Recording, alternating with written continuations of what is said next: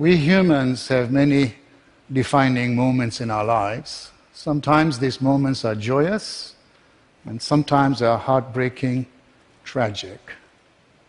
But at these defining moments, if we are able to make the right choice, we literally manifest a miracle in us and others. My only son, Tariq, a university student, a kind, generous, a good writer, a good photographer, had aspirations to work for National Geographic, engaged to a beautiful lady, worked as a pizza delivery man on Fridays and Saturdays. He was lured to a bogus address by a youth gang, and in a gang initiation, a 14-year-old shot and killed him. The sudden, senseless death of an innocent, unarmed human being. The overwhelming grief of a family. The total confusion as you try to absorb a new, hideous reality. Needless to say, it brought my life to a crashing halt. One of the hardest things I've ever had to do is to call his mother, who lived in a different city. How do you tell a mother she's never going to see her son again, or hear him laugh, or give him a hug? I practice as a Sufi Muslim. I meditate 2 hours a day. And sometimes in deep trauma and deep tragedy, there is a spark of clarity. So what I downloaded in my meditation is that there were victims at both ends of the gun. It's easy to see that my son was a victim of the 14-year-old, a little bit complicated to see that he was a victim of American society. And that begs the question, well, who is American society? Well, it's you and me, because I don't believe that society just happenstance. I think we're all responsible for the society we've created. And children killing children is not a mark of a civil society. So 9 months after Tariq died, I started the Tariq Khamisa Foundation. And our mandate at the Tariq Khamisa Foundation is to stop kids from killing kids by breaking the cycle of youth violence. And we essentially have 3 mandates. Our first and foremost is to save lives of children. It's important to do. We lose so many on a daily basis. Our second mandate is to empower the right choices so kids don't fall through the crack and choose lives of gangs and crime and drugs and alcohols and weapons. And our third mandate is to teach the principles of nonviolence, of empathy, of compassion, of forgiveness.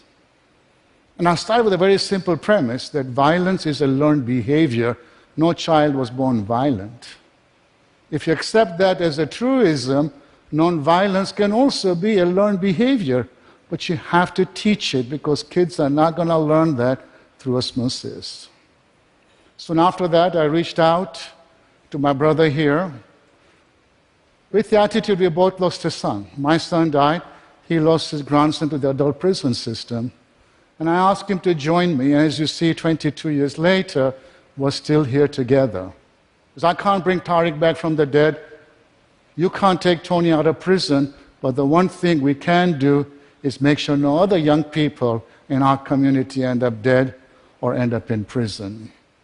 With the grace of God, the Tariq Khamisa Foundation has been successful. We have a safe school model, our first, which has 4 different programs. The first one is a live assembly with players and me. We are introduced this man's grandson killed this man's son, and here they are together. We have in-classroom curriculum. We have after-school mentoring program, and we create a peace club. And I'm happy to share with you that besides teaching these principles of nonviolence, we are able to cut suspensions and expulsions by 70%. Which is huge. 5 years after Tariq died, and for me to complete my journey of forgiveness, I went to see the young man who killed my son. He was 19 years old.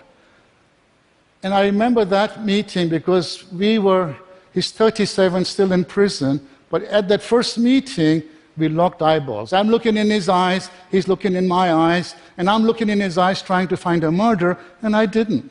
I was able to climb through his eyes, and touch his humanity, that I got that the spark in him was no different than the spark in me or anybody else here. So I wasn't expecting that. He was remorseful, he was articulate, he was well-mannered, and I could tell that my hand of forgiveness had changed him. So with that, please welcome my brother, Ples.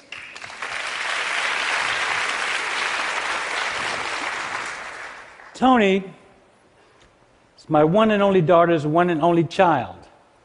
Tony was born to my daughter, who was 15 when she gave birth to Tony. Mothering is the toughest job on the planet. There is no tougher job on the planet than raising another human being and making sure they're safe, secure, and well-positioned to be successful in life. Tony experienced a lot of violence in his life as a young kid. He saw one of his favorite cousins be murdered in a hail of automatic weapon fire and gang involvement in Los Angeles. He was very traumatized in so many different ways. Tony came to live with me. I wanted to make sure he had everything a kid needed to be successful. But on this particular evening, after years of being with me and struggling mightily to try to be successful and to live up to my expectations of being a successful person, on this one particular day, Tony ran away from home that evening. He went to be with people he thought were his friends. He was given drugs and alcohol, and he took them because he thought they would make him feel carefree. But all it did was to make his anxiety go higher and to create up a more deadly thinking on his part. He was invited to a robbery. He was given a 9mm handgun. And at the presence of an 18-year-old who commanded him and two 14-year-old boys he thought were his friends, he shot and killed Kamisa, this man's son. There are no words that can express the loss of a child. At my understanding that my grandson was responsible for the murder of this human being, I went to the prayer closet, like I was taught by my old folks, and began to pray and meditate. The one thing that Mr. Kamisa and I have in common, and we didn't know this besides being wonderful human beings, is that we both meditate. It was very helpful for me because it offered me an opportunity to seek guidance and clarity about how I wanted to be of support of this man and his family in this loss.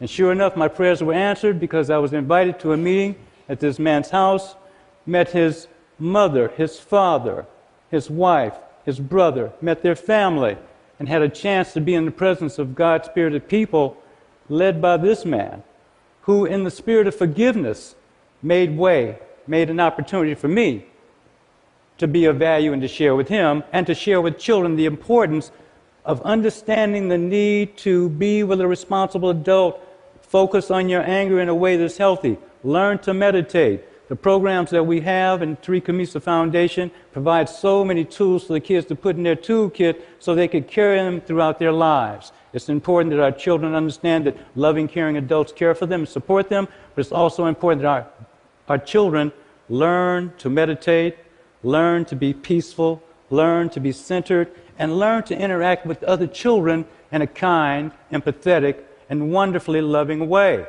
We need more love in our society, and that's why we're here, to share the love with children, because our children will lead the way for us, because all of us will depend on our children. As we grow older and retire, they will take over this world for us, so as much love as we teach them, they will give it back to us. Blessings. Thank you.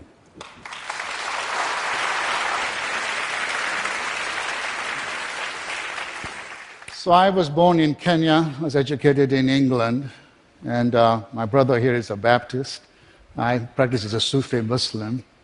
He's African American, but I always tell him, I'm the African American in the group. I was born in Africa, you were not.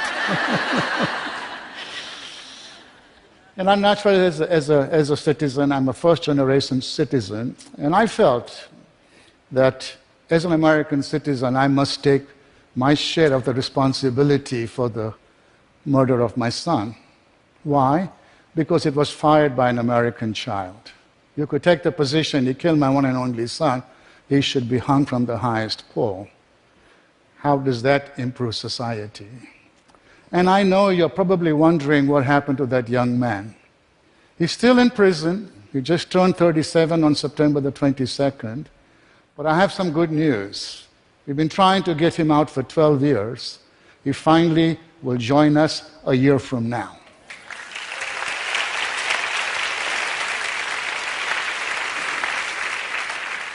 And I'm very excited to have him join us because I know we've saved him, but he will save tens of thousands of students when he shares his testimony in schools that we are present on a regular basis.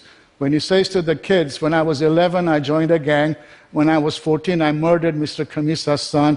I've spent the last umpteen years in prison. I'm here to tell you it's not worth it. Do you think the kids will listen to that voice?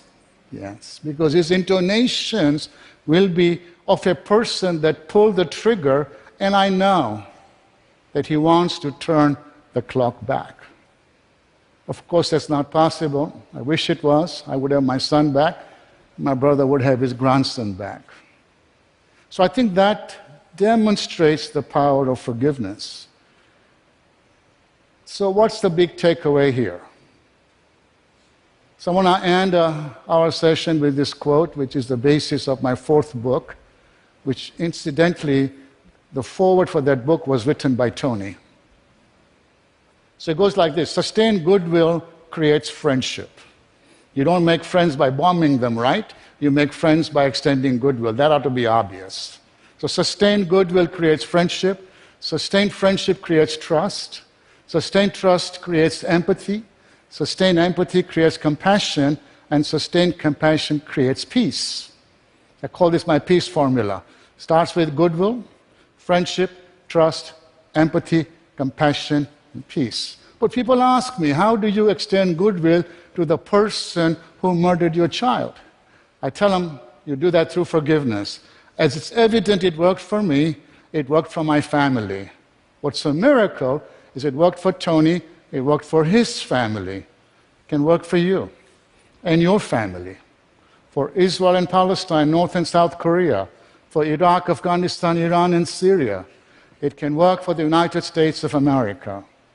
So let me leave you with this, my sisters, and a couple of brothers, that peace is possible. How do I know that? Because I am at peace. Thank you very much. Namaste.